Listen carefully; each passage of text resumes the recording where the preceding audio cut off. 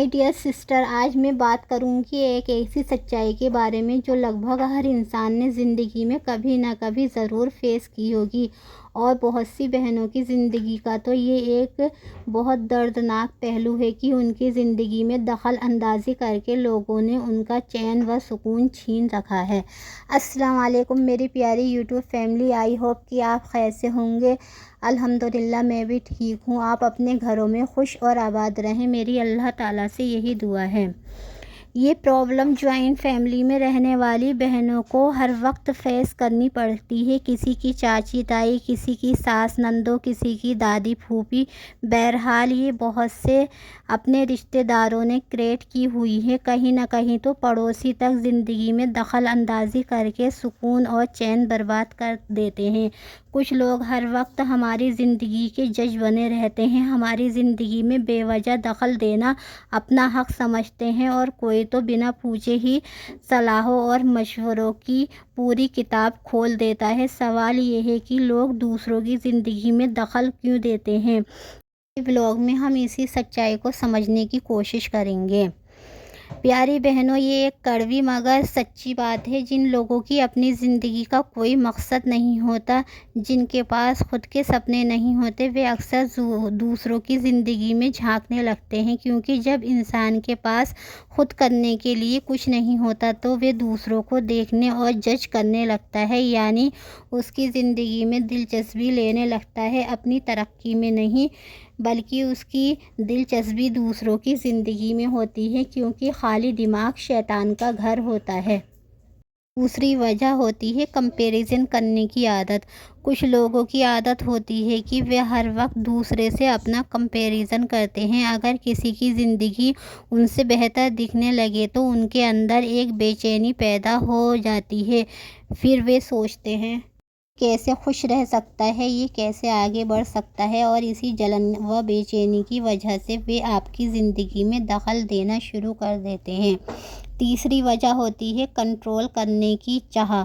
کچھ لوگ چاہتے ہیں کہ ہر انسان ان کی مرضی سے، ان کے حساب سے جیے۔ انہیں اچھا لگتا ہے جب لوگ ان کی باتیں مانتے ہیں اور ان کی صلاح پر چلتے ہیں، لیکن جیسے ہی کوئی انسان اپنی مرضی سے فیصلے لینے لگتا ہے، انہیں یہ بات برداشت نہیں ہوتی۔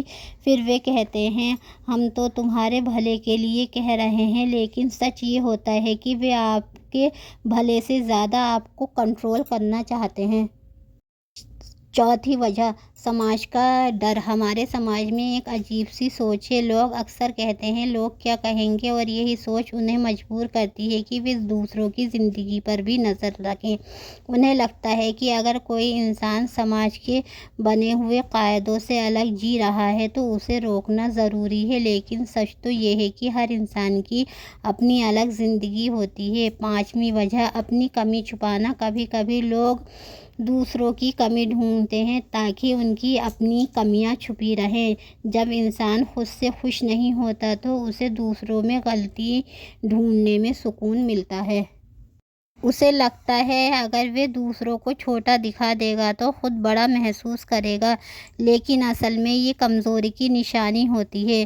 چھٹی وجہ ہوتی ہے کہ ان کی عادت میں یہ شمار ہو جاتا ہے۔ عادت کا بن جانا۔ کچھ لوگوں کے لیے دوسروں کی زندگی میں دخل دینا ایک عادت بن جاتی ہے۔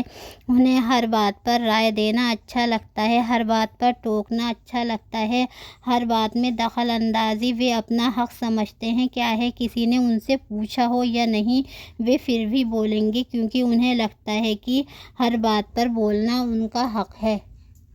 ساتویں وجہ ہوتی ہے جلن۔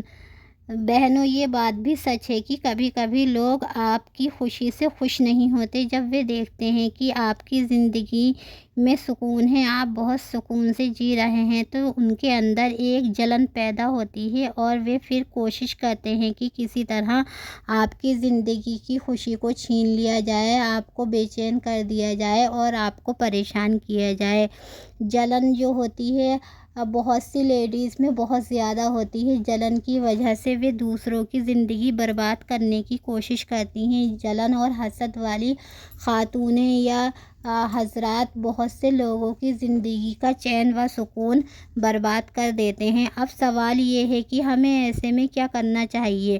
سب سے پہلی بات، آپ کو یہ سمجھنا ہوگا کہ ہر انسان کو خوش کرنا ممکن نہیں ہے۔ اگر آپ لوگوں کو خوش کرنے کے لیے جیتے رہیں گے تو کبھی بھی زندگی نہیں جی پائیں گے۔ کسی کو خوش کرنے کے لیے اپنی زندگی میں اسے دخل دینے سے روکیے۔ اگر ہم اسے اپنی زندگی میں دخل دینے سے روکیں گے تو یہ ہم سے ناخوش ہو جائے گا، بلکہ اگر وہ آپ کی زندگی میں بہت غیر ضروری دخل دیتا ہے تو اسے وہیں ٹوک دیجیے اور اس کی سیمائیں طے کیجیے۔ کچھ باتیں صرف سن کر مسکرا کر چھوڑ دینا بہتر ہوتا ہے۔ تیسری بات، اپنی زندگی کے فیصلے خود لینا سیکھیے، کیونکہ آخر میں آپ کی زندگی کے آپ ہی ذمہ دار ہیں۔ آپ کی زندگی کا کوئی بھی ذمہ دار نہیں۔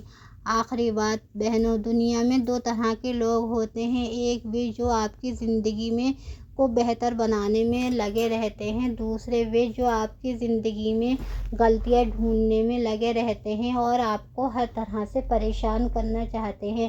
پریشان کرنے کی وجہ ان کے اندر یہ ہوتی ہے کہ ان کے اندر آپ کے لیے بہت بری طرح حسد ہوتا ہے، وہ دل سے آپ سے جلتے ہیں، اس لیے وہ آپ کو خوش نہیں دیکھ سکتے۔